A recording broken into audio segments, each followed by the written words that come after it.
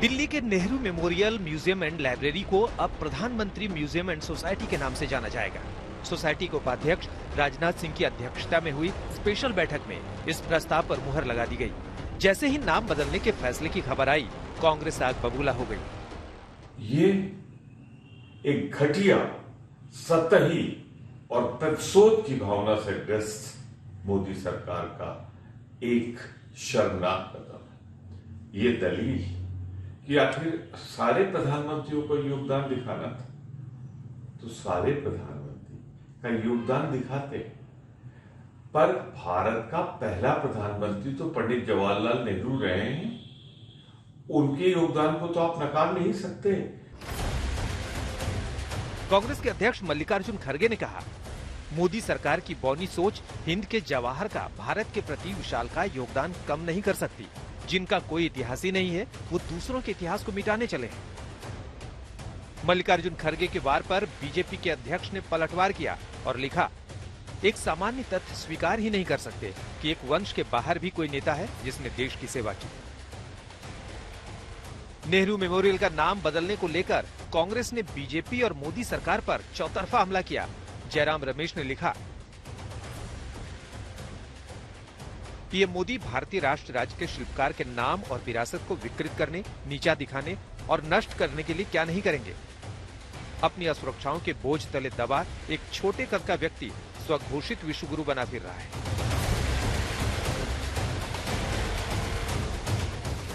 दूसरी ओर बीजेपी कांग्रेस के वार पर पलटवार कर रही है और नेहरू मेमोरियल हालात देखने की नसीहत दे रही है। Modi ji, why don't you try to make your character equivalent to Nehru ji?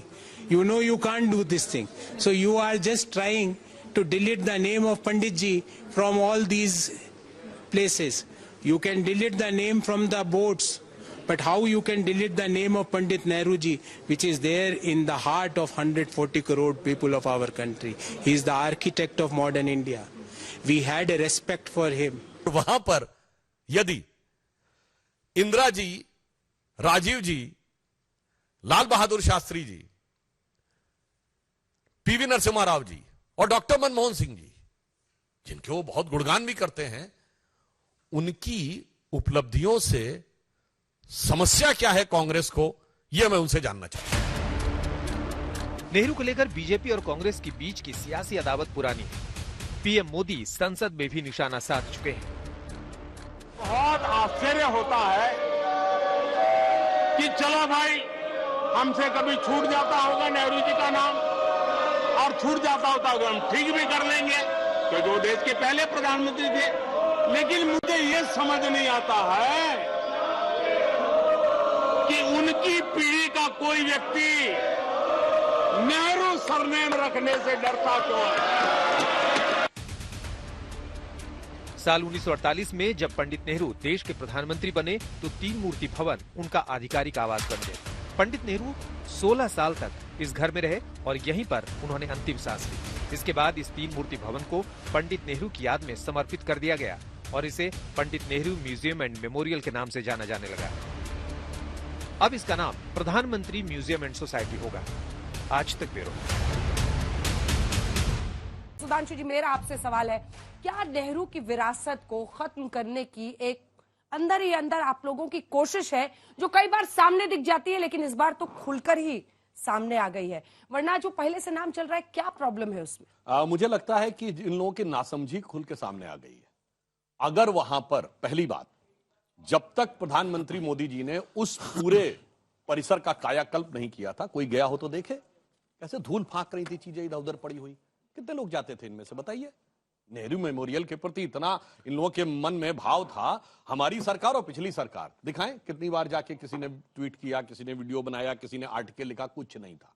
और मुझे आश्चर्य इस बात का होता है कि अगर उसमें इंदिरा जी का भी विवरण आ गया तो विरासत कैसे खत्म हो गई। राजीव गांधी जी का भी विवरण आ गया तो विरासत खत्म हो गई। चलिए मानता हूं लाल बहादुर शास्त्री जी और पीवी नरसिम्हा राव के प्रति आपके मन में वो भाव नहीं होगा, पीवी नरसिम्हा राव के लिए प्रति कटुता का भाव होगा, या मनमोहन सिंह जी को आप उतना नहीं मानते होंगे। तो मैं पूछ रहा हूं, परिवार के सदस्यों का अगर उसके अंदर पूरा विवरण आ गया तो क्या गलत हो गया? और नेहरू जी का भी जो सेक्शन था, मैं बताना चाहता हूं, आप लोग जाके देखिएगा, बहुत अच्छा बना हुआ है, बिल्कुल मॉडर्न सोफिस्टिकेटेड डिजाइन के साथ, पूरे डिजिटल डिस्प्ले के साथ, उनका सारा का सारा विवरण आया हुआ। और मैं ये भी याद दिलाना चाहता हूं, जब हमारी सरकार आई 2014 में, वो 125th ईयर था जवाहरलाल नेहरू जी का। हमारी सरकार ने पूरे सम्मान से वो 125वीं जयंती मनाई और तत्कालीन गृह मंत्री राजनाथ सिंह जी उसके अध्यक्ष थे। हमने पूरी ईमानदारी से किया है, मगर अफसोस जानते हैं क्या है? अफसोस ये है कि किसी एक को यह चाहिए कि नहीं साहब, मेरा ही पूरा का पूरा राष्ट्र का निर्माण, राष्ट्र का उत्थान, सब कुछ मेरे ही नाम पे होना चाहिए। और उस अंधाधुंध में वो ये भी भूल जाते हैं, अरे उनकी बेटी और उनके नाती का भी नाम है, वो भी भूल जाते हैं। चलिए आलोक जी, इसका जवाब दीजिए। वो बोल रहे हैं कि एक वंश और उस परिवार के बाहर कांग्रेस पार्टी सोचना ही नहीं चाहती है। प्रधानमंत्री में तो नेहरू जी भी शामिल होंगे, इंदिरा जी भी, राजीव जी, और वैसे ही तमाम अन्य पार्टियों के पीएम। देखिए, उनको प्रधानमंत्री देश की जनता ने बनाया, ना बीजेपी ने बनाया, ना हमने बनाया, और उन्होंने बलिदान दिए। पंडित नेहरू 13 साल से ज्यादा जेलों में रहे। जिस समय पर लोग मुखबरी कर रहे थे अंग्रेजों की, उस समय पर वो जेल में थे। जब जिस समय पर बड़े बड़े इनके लीडर बुलबुल पर बैठकर बाहर घूम के आते थे, तब वो जेल में बैठे हुए थे। श्रीमती इंदिरा गांधी जी ने देश की अखंडता के लिए अपनी जान न्यौछावर की। राजीव जी के शरीर के चिथड़े हो गए, इकट्ठा भी नहीं किया जा सका। कौन सा शरीर का चिथड़ा कहां चला गया? लेकिन परिवारवाद परिवारवाद परिवारवाद, खैर आज मैं उस पर नहीं जाना चाहूंगा। दिक्कत यह है कि आरएसएस की हमेशा से मानसिकता रही है कि किस तरह से पंडित नेहरू को छोटा दिखाया जाए। मैं कुछ दिन पहले एक अखबार में एक हेडिंग पढ़ रहा था, mister Modi, Nehru is tall, you have to deal with him. Nehru ji का कद इतना बड़ा है, मोदी साहब, आप अभी नेहरू जी के बारे में बात करने की जो आपकी बौद्धिक क्षमता है, शायद उस पर भी अभी बुद्धिजीवी प्रश्न चिन्ह लगाएंगे। आर्किटेक्ट ऑफ मॉडर्न इंडिया उनको कहा गया। अटल जी जब प्रधानमंत्री बने तो पार्लियामेंट में एक फोटो अटल जी की, पंडित नेहरू की हुआ करती थी, किसी ने हटा दी होगी, या उनके कार्यालय की घटना है। उन्होंने कहा यहाँ फोटो रहा करती थी अटल जी की, उस नेहरू जी की, कहाँ चली गई, इसको तुरंत लगाइए। ये द्वेष की भावना पहले प्रधानमंत्री हैं जिनके अंदर इस तरह से कूट कूट कर भरी। जिस व्यक्ति ने आईआईटी, आईआईएम, इसरो, बांध, भारी उद्योग, पूसा, आईएआरआई, पता नहीं कितने इंस्टीट्यूशंस बनाकर चले गए, उन्हीं इंस्टीट्यूशंस को आप लोगों ने बेचा है। हमें कोई आपत्ति नहीं, आप संग्रहालय बनाते ना सभी प्रधानमंत्रियों को, क्या दिक्कत थी? क्या वही जगह मिली थी आपको? जब इतना बड़ा आप सेंट्रल विस्टा प्रोजेक्ट बना रहे थे, तो क्या उसमें एक स्थान आपको 500 गज की जमीन नहीं मिली कि जिसके अंदर प्रधानमंत्रियों का संग्रहालय बना दिया जाए? जब 20,000 करोड़ रुपया वहां पर खर्च हो रहा था, तो क्या वहां पर एक इमारत उस चीज की बनाई जाती? किसी को आपत्ति नहीं होती। लेकिन आपत्ति आप लोगों को पंडित नेहरू से है, क्योंकि पंडित नेहरू का कद इतना बड़ा है, वो आप लोगों को पीछा छोड़ ही नहीं रहा है। दिक्कत ये आ रही है कि नाम बदलने से क्या होगा? मोटेरा स्टेडियम था, उसका नाम मोदी साहब के नाम पर हो गया। अभी 10 दिन पहले वहां पर एक मैच हो रहा था तो पानी भर गया, खिलाड़ी जो है बाल्टियों से भर भर के पानी को ले जा रहे थे। नाम बदलने से कुछ होगा क्या? गुड़गांव का गुरुग्राम कर दिया तो उसके बाद वहां पर जाम लगना बंद हो गया। आप नाम बदलने की राजनीति जो करते हैं, उस राजनीति से दिक्कत है। आप मेमोरियम म्यूजियम खूब बनाइए ना, 4 बनाइए, आप किसको दिक्कत है? ठीक है, लेकिन वही स्थान इसलिए चाहिए कि किस तरह से पंडित नेहरू का नाम को छोटा आपको खटकता है। मैं पुनः पूछ रहा हूं कि अगर उसमें इंदिरा जी और राजीव जी का आ गया, उसमें किस बात की खटकन हो रही है, मैं नहीं समझ पा रहा हूं। दूसरा, उन्होंने कहा प्रधानमंत्री है, क्या ये विशेष नहीं है? बहुत विशेष प्रथम प्रधानमंत्री। आपको पता है वो कैसे प्रधानमंत्री बने थे? वो 15 अगस्त 47 को नहीं बने थे, 2 सितंबर 46 को बने थे। और कैसे बने थे भी बता रहा हूं। जब कैबिनेट मिशन प्लान अप्रूव हुआ मार्च 46 में, तो अंग्रेजों ने यह कहा कि जो कांग्रेस का अध्यक्ष होगा उसी को हम अंतरिम सरकार का प्रधानमंत्री बनाएंगे। अप्रैल 46 में कांग्रेस की कमेटी की बैठक बुलाई गई। गांधी जी ने कहा मौलाना आजाद स्टेप डाउन करें, नया अध्यक्ष चुना जाएगा। और नए अध्यक्ष चुनने के लिए 16 कांग्रेस कमेटियों से प्रस्ताव मांगे गए। और यह बात मैं ऐसे हवा में नहीं बोल रहा हूं, जेबी कृपलानी जो कांग्रेस के अध्यक्ष रह चुके हैं उसमें इसका उल्लेख है, मौलाना आजाद की किताब में उल्लेख है, दुर्गादास की किताब India from Curzon to Nehru and thereafter में है। तो जानते क्या हुआ? एक वोट आया पूरे देश से पट्टाभी सीतारमैया को, एक वोट आया जेपी कृपलानी को, और शेष सारे वोट आए सरदार पटेल को, और 0 वोट आया जवाहरलाल नेहरू को। उसके बाद कह रहे हैं जनता से नहीं चुन के आए थे। जनता छोड़िए, पार्टी में भी किसी ने आपको, एक कांग्रेस कमेटी ने वोट नहीं दिया। और उसके बाद प्रधानमंत्री कैसे बने? 2 सितंबर 46 को विधि द्वारा स्थापित भारत का संविधान नहीं था। किसके प्रति निष्ठा की शपथ लिए थे? क्वीन के प्रति निष्ठा की शपथ लिए थे ना। वेवेल ने शपथ दिलाई थी ना। यूनियन जैक झंडे के नीचे शपथ लिए थे ना। अब वो खड़े हुए हैं, डॉक्टर राम मनोहर लोहिया जैसे लोगों ने उस कैबिनेट में शामिल होने से इनकार कर दिया था कि क्वीन के प्रति निष्ठा की शपथ नहीं लेंगे। इसलिए मैं कहना चाहता हूं कि अगर आप इस पे आएंगे, पहले थे तो वो पहले ही नहीं थे, वो पहले ही नहीं थे, बड़े अलबेले प्रधानमंत्री भी थे। इसके बावजूद हम ये मानते हैं कि वो प्रथम प्रधानमंत्री थे, उस पूरे संग्रहालय में उनका प्रथम स्थान है। मगर कोई ये कहे कि साहब हमारा ही एकमात्र स्थान होना चाहिए और मेरे लिए एक्सक्लूसिव होना चाहिए, तो वो मेरे विचार से अपने को राष्ट्र से बड़ा छोटा सा जवाब इस पर, उसके बाद देखिए, अलबेले तो थे वो। आज अमेरिका में सिलिकॉन वैली में जितने लोग, लाखों लोग बैठे हैं, उसी अलबेले व्यक्ति की देन है। अच्छा, कि जो आईआईटी से और आईआईएम से और तमाम जगह से पढ़कर वहां सीईओ बनकर बैठे हैं, मोदी जी की पप्पू पाठशाला से नहीं पढ़ के बैठे हैं, मोदी जी के वड़नगर के स्कूल से नहीं गए हुए। मैं किसी स्कूल को छोटा नहीं कर रहा हूं, लेकिन वो व्यक्ति, उसका विजन उस समय पर इतना बड़ा था कि शायद मोदी जी का विजन आज भी इतना बौना है कि अगर एक दूसरे के सामने रख दिया जाए तो मोदी जी का विजन दिखाई भी नहीं देगा। मोदी जी का विजन बस 80-20 तक शामिल है। अब जो लोग कह रहे हैं कि साहब वो तो शपथ इसकी ली थी, उसकी ली थी, भाई 47 में तो देश आजाद हो गया था। आरएसएस ने तो 52 साल तक झंडा नहीं फहराया तिरंगा। 2 रंग होने चाहिए। 2 से बड़ा लगाव है आरएसएस को। 200 का नोट आएगा, 2000 का नोट आएगा, 2 से बड़ा विशेष प्रेम है आरएसएस को। उसकी कहानी किसी दिन फिर बताएंगे अंजना जी के शो में। दिक्कत यह है कि 1946 में जब हमारा संविधान नहीं था तो किसकी शपथ लेते? भाई हमें किसी भी तरह से उनसे मुक्ति चाहिए थी। क्या वो लोग मुक्ति दिलवा रहे थे जो भारत छोड़ो आंदोलन में अंग्रेजों की सेना में लोगों को भर्ती करा रहे थे? वो लोग जो सुभाष चंद्र बोस के खिलाफ लड़ रहे थे, क्या उनकी शपथ लेते? क्या नेहरू या गांधी परिवार के खिलाफ है बीजेपी? नहीं, देखिए, ये अचानक नहीं है। एक पृष्ठभूमि है जिसमें ऐसा लगता है कि मोदी जी को, भाजपा को, आरएसएस को नेहरू जी से और कांग्रेस से कुछ खास दुश्मनी है। और दुश्मनी ही नहीं, घृणा की पराकाष्ठा है। आप देखेंगे कि तमाम तरह का, सुधांशु भाई ने अभी बात कही, उससे यही होता है कि नेहरू जी कितने खराब थे। उनके अपने निजी लोग भी उनके विषय में टिप्पणी की गई थी। अरे सुधांशु जी, उस समय इतनी आजादी तो थी। आज भाजपा में, संघ में किसी को हिम्मत है क्या कि मोदी जी के खिलाफ में कोई एक बात कर पाए? कोई जो उनके साथ में राजनीतिक दल है पूरे देश में, अगर उनके खिलाफ में उनके नीतियों की आलोचना कर दे तो उनके घर पे सीबीआई, इनकम टैक्स और ईडी का रेड हो जाता है। ये तो बहुत अच्छी बात है। आप नेहरू जी से इतना घृणा है कि जवाहरलाल नेहरू यूनिवर्सिटी में, वहां पे हॉस्टल में घुसकर बेटियों को पीटा गया वहां पर। और ये दिल्ली सरकार की पुलिस और भाजपा उसको बचाती रही।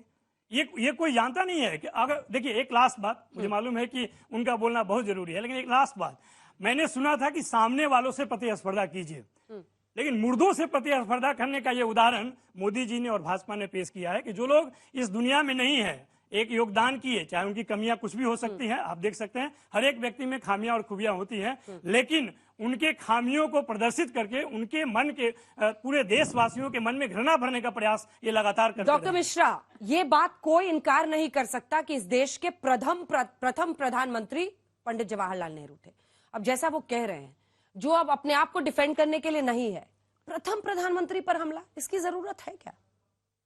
देखिए, यहाँ पर प्रथम प्रधानमंत्री पर हमला नहीं हो रहा है, हमें चीजों को समझने की जरूरत है। और वैसे भी प्रथम प्रधानमंत्री हमारे आदरणीय सुभाष चंद्र बोस जी थे। स्वतंत्र भारत की पहली सरकार बनाई थी, जिसको 7 देशों ने समर्थन दिया। नहीं, आप तथ्यों को नहीं बदल सकते। अब आप वहीं पर कह रहे हैं कि सुभाष चंद्र बोस को एनसीईआरटी में क्या पढ़ना है? वहीं पर कह रहे हैं। अब एनसीईआरटी में क्या पढ़ना है, ये बता दीजिए आप। अंजना जी, अभी आपने सुना कांग्रेस के प्रवक्ता कह रहे थे कि सुभाष चंद्र बोस जी को भारत रत्न क्यों नहीं दिया? अरे मान्यवर, उनको आप प्रथम प्रधानमंत्री क्यों नहीं मानते? देखिए ना, विरोधाभास। अब दूसरी बात, यहां पर बार बार राष्ट्रीय स्वयंसेवक संघ का नाम लिया जा रहा है। आपका दर्द जायज है, क्योंकि आपकी सोच सामंती सोच, और एक तरफ राष्ट्रीय स्वयंसेवक संघ जो गगना गगनाकारम सागरा समारोपमा। कांग्रेस के प्रवक्ता को बता दूं मान्यवर, हिंदी में एक होता है अनन्वय अलंकार, जिसकी किसी से तुलना न की जा सके। जैसे गगन की तुलना केवल गगन से की जा सकती है, सागर की तुलना केवल सागर से की जा सकती है मान्यवर, वैसे केवल राष्ट्रीय स्वयंसेवक संघ की तुलना राष्ट्रीय स्वयंसेवक संघ से की जा सकती है। दुनिया का एकमात्र ऐसे लिखने को कहा ही नहीं आपको। अंजना जी, टॉपिक पर तो रही आ रहा हूं ना, आरएसएस में बार बार नाम लिया। अब आप मुझे बताइए कि ठीक है, अगर उस म्यूजियम में केवल और केवल वर्तमान प्रधानमंत्री का कार्यकाल होता तब तो आप सवाल करते। जब वो राष्ट्रीय संपत्ति ये बोल रहे हैं कि राष्ट्र को समर्पित किया गया, जब राष्ट्र को समर्पित किया गया तो एक परिवार का कैसे हो गया? सुधांशु जी 450 से अधिक आप इस देश की कबड्डी संसद में रेस, बैठते हैं, पहले तो बोट आप रेस, क्लियर कर दीजिए सब देश के केवल प्रथम परिवार के ही नाम प्रधानमंत्री पर किसे मानना चलेगा। है? बाकी लोग नहीं थे एनसीईआरटी क्या? में क्या पढ़ाएंगे बच्चों को? कौन है देखिए। प्रथम प्रधानमंत्री? मेरे विचार से इतिहास के बारे में बहुत स्पष्ट लिखा जाना चाहिए, पूरी बात दिखानी चाहिए कि नेहरू गुलाम भारत के पहले प्रधानमंत्री थे, स्वीकार किए ना कि वो लोग शपथ दिला रहे थे तो हम क्या करते। और मैं दूसरी बात भी कहना चाहता हूं, 15 अगस्त 47 को नेहरू जी को शपथ किसने दिलाई भाई? अरे माउंटबेटन प्रधानमंत्री थे कि नहीं ये तो बता दीजिए। माउंटबेटन ने दिलाई पहले शपथ। प्रधानमंत्री अरे भाई, थे कि नहीं ये तो अरे बता मैं मान रहा दीजिए। हूं। साधारण सवाल अरे का भाई, जवाब इतना जटिल क्यों देते हैं? जटिल नहीं, आपको बता रहा हूं, सुनिए, प्रधानमंत्री तो ये थे, कुटिलता कब पर तक चलेगी? कैसे थे जरा ये भी तो सुन लीजिए। अरे वो तो मोदी जी कैसे थे वो तो पहले अरे भाई, बताइए, आपने टन पे वो तो बोली। यहाँ पे हैं, उनके विषय में बताइए। आपने टन पे। शाउटिंग मैच नहीं सर। 30 जून 1948 तक माउंटबेटन वाइसराय थे, और जब नेहरू जी प्रधानमंत्री बने तो वहां भी शपथ माउंटबेटन ने दिलाई। जिन्ना को तो शपथ नहीं दिलाई माउंटबेटन ने। नेहरू ने क्यों शपथ ली माउंटबेटन के साथ? और भारत का आर्मी चीफ कौन था? General Roy butcher. भारत का नेवी चीफ कौन था? अंग्रेज। भारत का आईबी चीफ कौन था? अंग्रेज। भारत का एयरफोर्स चीफ कौन था? अंग्रेज। तो मैं ये भी कहना चाहता हूं, प्रथम प्रधानमंत्री थे, पर कैसी सुंदर परिस्थिति में प्रथम प्रधानमंत्री बने थे, यह भी बात लोगों को पता होनी चाहिए। और मैं एक और बात कह दूं, इन्होंने जो बात कही नेहरू जी के बारे में, भारत के इतिहास में पहली बार अगर किसी प्रधानमंत्री के खिलाफ कुछ लिखने के लिए 2 साल किसी को जेल में रखा गया तो मजरूर सुल्तानपुरी थे, क्योंकि उन्होंने एक आर्टिकल लिख दिया था कि नेहरू की स्टाइल में हिटलर शाही नजर आती है। 2 साल वही मजरूर सुल्तानपुरी, जिनके आपने बहुत सारे फिल्मों में गाने भी सुने होंगे, उनको जाके जेल में रख दिया गया। ये इनका वो था। और इस देश में वो एकमात्र प्रधानमंत्री हैं जिन्होंने अपनी सरकार को बर्खास्त किया।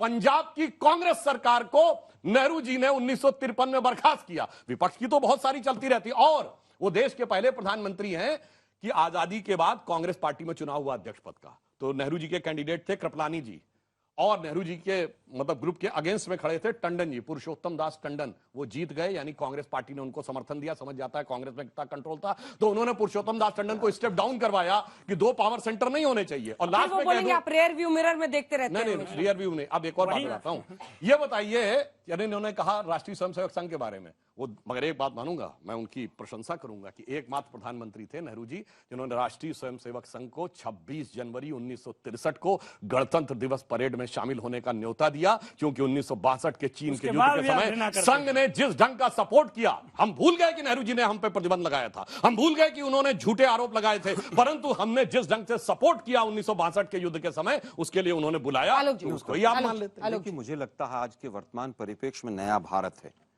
पंडित नेहरू को की आलोचना करना बड़ा ही मतलब साधारण सा काम है। इनके तो सांसद बने बैठे हैं, वो लोग कहते हैं गोडसे देशभक्त थे। इनके पूर्व मुख्यमंत्री कहते हैं गोडसे देशभक्त थे। तो कुछ भी कह सकते हैं ये लोग। पंडित नेहरू के बारे में इनकी कुंठा इसी डिबेट में नजर आ रही है कि किस तरह से कुंठित हैं ये लोग। जिस व्यक्ति ने उस समय पर सैकड़ों करोड़ की प्रॉपर्टी अपनी राष्ट्र के नाम दे दी हो, आप कहते हैं कि साहब उन एक ही परिवार का वहां पर क्यों? अरे राष्ट्र की संपत्ति थी। देश के पहले प्रधानमंत्री से 13 साल से ज्यादा जेल में रहे, देश को आधारशिला ऐसी देकर चले गए। वही एम्स है जिसके अंदर अमित शाह जी और तमाम इनके मंत्री जाकर इलाज कराते हैं। मैं तो बार बार पूछ रहा, आप अपने स्वतंत्रता सेनानी कोई एक हो जिसके नाम पर 9 साल में कोई योजना चलाई हो पूरे देश में, उसका नाम बताओ ना भाई। उसका नाम क्यों नहीं बताते आप? गोलवर्के के नाम पे फलाना डिकड़ा गुरुजी बुलबुल वाले तमाम रहे, उनके नाम पर किसी एक के नाम पे तो चला देते भाई। क्यों नहीं चलाई आपने? क्योंकि आपको भी पता है कि उनका इतिहास अंग्रेजों के साथ जुड़ा हुआ था। अब मुद्दा आता है, टंडन जी हार गए, फिर उसको ये कर दिया, उसको वो कर दिया। अरे भाई कांग्रेस में था। अब मैं कहना चाहता हूं, क्या इस तरह की कोई चीज हुई इसलिए आपने म्यूजियम का नाम बदल दिया? कांग्रेस में उस समय पर ऐसा हुआ था इसलिए हम नाम बदल रहे हैं। क्या तर्क दे रहे हैं आप? अब मैं कहने लगूं, ही खामियां थी तो फिर क्यों नेहरू जी के नाम पे आप ही कह रहे हैं ना कि हमने डिजिटल ग्लोरिफिकेशन उनका किया? नहीं करते बात रही हो, यही सब जो यहाँ बता रहे हैं लिख देते। देखिए, हम पद का पूरा सम्मान करते हैं, एक्चुअल प्राइम मिनिस्टर का भी और एक्सीडेंटल प्राइम मिनिस्टर का भी। तो एक बार पद पे आ गए तो हम उनका पूरा सम्मान करते हैं। इसीलिए अब आपने कुंठा कुंठा कहा तो आपने मेरे मुंह में हाथ डाला है। India wins freedom, Maulana Azad, page number 123 पे मौलाना आजाद ने लिखा है, जो कांग्रेस के 42 से 46 तक अध्यक्ष रहे थे, कि नेहरू ये सहन नहीं कर पाते थे कि किसी व्यक्ति की अगर प्रशंसा उनसे ज्यादा उनके सामने हो जाए। कोट करके बोल रहा हूं, आपकी तरह हवा में नहीं बोल रहा हूं। किसने लिखा है? कांग्रेस के अध्यक्ष ने, मौलाना आजाद, जो सेक्युलरिज्म के लिए आपके बहुत बड़े प्रतीक थे। और मैं ये भी बात कहना चाहता हूं कि भाई आप ये बात बताइए, आपको इतनी बड़ी समस्या अगर है तो किसी भी एक व्यक्ति के बारे में, किसी एक व्यक्ति के बारे में अगर आपको ऐसा लगता है तो दूसरे व्यक्तियों के बारे में क्यों नहीं लगता? जिन्होंने और भी बड़े बड़े कार्य किए, शास्त्री जी के बारे में तो मैंने नहीं सुना। सरदार पटेल की इतनी बड़ी हमने मूर्ति बनवाई, विश्व की सबसे बड़ी मूर्ति, कोई कांग्रेस का नेता बताइए। यही तो वो कह रहे हैं कि उनके नेता छीनते हैं, आपके अपने कोई है ही नहीं जिनके नाम पर आप बहुत अच्छा आपने किया। सुनिए, हमने सुभाष बोस की मूर्ति लगवाई, कोई कांग्रेस के नेता को आप उनके पास नहीं गए होंगे कभी उस पर पुष्पांजलि चढ़ाने, ना सरदार पटेल की मूर्ति भी गए। मोदी विरोध में इतने अंधे हो गए हैं कि अपने पराये का भेद भूल गए हैं। पर ये एक पॉइंट है क्या लोग जी, पीएम आवास योजना और किसी पीएम के नाम से आवास, नहीं, मैंने कहा इंदिरा आवास योजना, पीएम आवास। इंदिरा गांधी जी के 2 कार्यक्रम थे 20 सूत्री कार्यक्रम में, उससे जोड़कर इंदिरा गांधी जी के नाम पर जोड़ा गया था। इन्होंने प्रधानमंत्री किया, हमने कहीं कोई आपत्ति नहीं की उस पर, किसी ने आपत्ति की? नहीं, आपत्ति हमने कहा कि आपने 9 साल में, मोदी आवास योजना नहीं है, वो पीएम आवास योजना। मोदी जी के नाम पर भी अगर होती और घर मिले तो हमें कोई आपत्ति नहीं। अच्छा। लेकिन दुर्भाग्य ये है कि आप इतिहास की विरासत को क्यों मिटाना चाहते हैं? ठीक है सर, मेरा छोटा सा सवाल है कि जैसे राजपथ का नाम भी चेंज किया गया, फिर उसके बाद अमृत उद्यान जो है अब वो भी नया नाम रखा गया, सिर्फ मोटिव क्या है ऐसे नाम चेंज करने का? आपने बहुत अच्छी बात कही। आपको पता है राजपथ का पहले नाम क्या था? किंग्स वे। क्यों चेंज किया गया? क्योंकि वो किंग के लिए था, तो इसलिए उसको कर दिया गया राजपथ।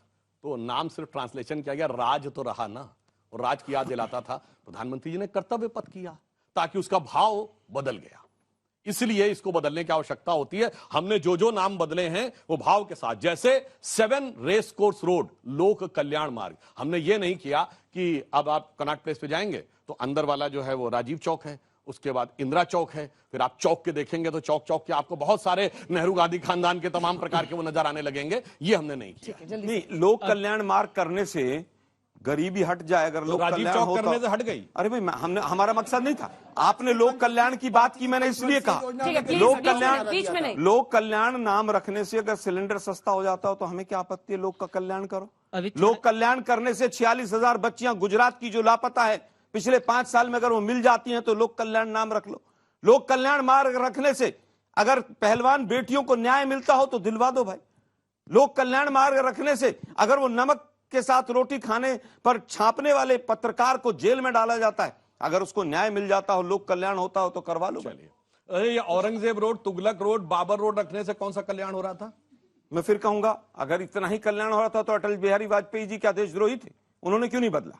अरे हम जब हमारे केवल नाम बदलने से सब कुछ हो जाता हो। 6 साल रहे प्रधानमंत्री, बदल रहे हैं। अरे भाई, आप कहते हो कि ऐसा करने से ऐसा होगा, तो अटल बिहारी वाजपेयी क्या देशद्रोही? आपने क्यों रखा था? चलिए, लोक कल्याण तो समझ में आता है, ये बाबर, तुगलक, औरंगजेब के नाम पे क्यों रखा? मैं समझता हूं कि वो इस देश के हिस्सा रहे। वो देश के हिस्सा थे। हाँ, क्यों नहीं रहे? अच्छा, देश के हिस्सा नहीं रहे क्या? वो शिवाजी महाराज, महाराणा प्रताप के नाम पे क्यों नहीं? क्या भाई, उनके नाम पर नहीं थे? उनके नाम पर भी है। चंद्रगुप्त, ये शिवाजी स्टेडियम कैनॉट प्लेस के बाद साथ वाला 1982 में एशियाड गेम्स में क्या मोदी जी ने बनवाया था? नहीं तो ये बताइए ना, किसने बनवाया था? बताइए। आजादी के समय किसने रखवाया? क्या बेकार की बात करते हैं। इतिहास में उलझाए रखिए, आगे की सुध लेने मत दीजिए। 5 किलो राशन दे के शौचालय बनवा के देश को गुमराह करते रहिए।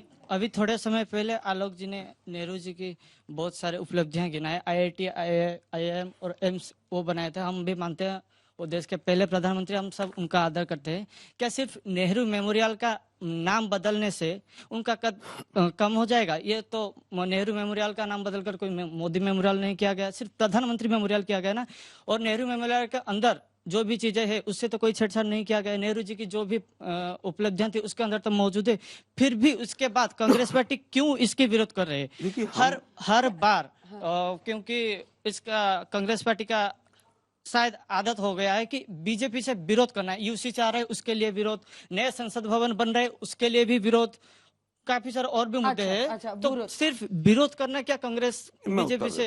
और नेहरू जी के नाम को लेकर, उनकी विरासत को लेकर इतना इनसिक्योर या टची क्यों है? उनको कौन छू सकता है? हम इनसिक्योर नहीं है, हम टची नहीं, हम उस कुंठित प्रयास के विरोधी हैं।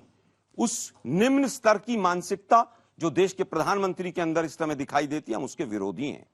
कि आप एक अपने ही पूर्वज प्रधानमंत्री के खिलाफ इतनी कुंठा और इतनी नफरत रखते हैं, हम उस चीज के खिलाफ हैं। और सवाल भी हमारा यही है, क्या पंडित नेहरू जी के मेमोरियल के नाम को बदल देने से क्या उनकी शख्सियत छोटी हो जाएगी? वैसे ये उत्तर तो बीजेपी दे। फैक्ट और जनता के सामने रखना चाहता हूं, आप सब लोगों के सामने। ये भी जो पढ़ाया जाता है ना कि साहब पहला पावर प्रोजेक्ट नेहरू जी लाए, पहला पावर प्रोजेक्ट भारत का 1894 में महाराजा मैसूर लाए थे कर्नाटक में। पहला डैम भी कर्नाटक में बना था। इंडियन इंस्टीट्यूट ऑफ साइंसेज 1916 में महाराजा मैसूर ने बना दी थी जब विश्वेश्वरैया जी थे।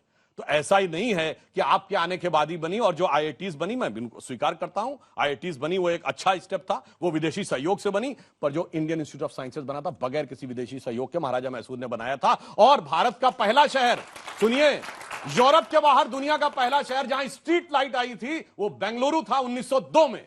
चलिए, अच्छा है। 1800 नेहरू जी 13 साल के थे। 1800 से 1900 में तो आ गए कम से कम।